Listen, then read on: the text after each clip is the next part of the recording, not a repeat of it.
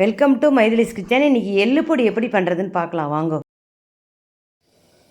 எள்ளு பொடி பண்ணலாம், எப்படி பண்ணுறதுன்னு பார்க்கலாம். நம்ம 3 டீஸ்பூன் எள்ளு வச்சுருக்கேன். நல்லா சுத்தம் பண்ணி கல் போக சுத்தம் பண்ணி தான் வச்சுருக்கேன்.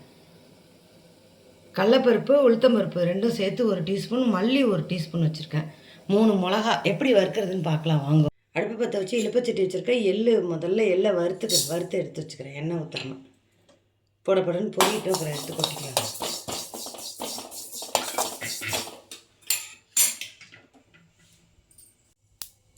எள்ளு பொரியுது பாருங்க.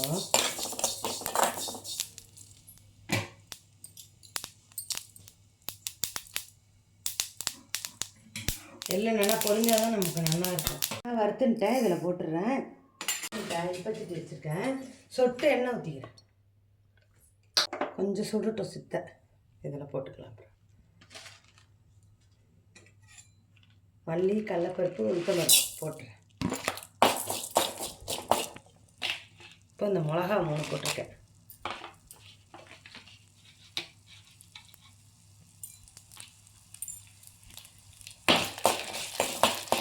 நல்லா வறுத்துக்கலாம்.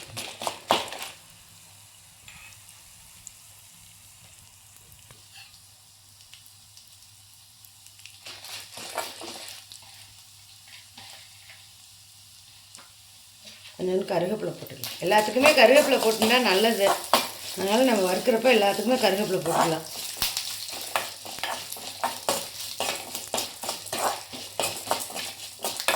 மல்லி போடுறதுனால நல்லா வாசனையாக இருக்கும், கமகமாக இருக்கும் எள்ளுஞ்சாதம். பாருங்க வறுத்துட்டேன்.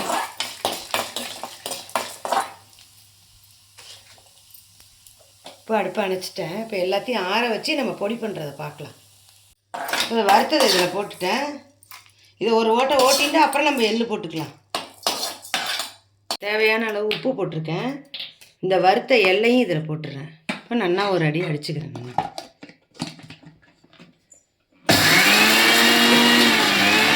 எள்ளு பொடி ரெடி. பாருங்க, நல்லா நைஸாக பொடி பண்ணி எடுத்து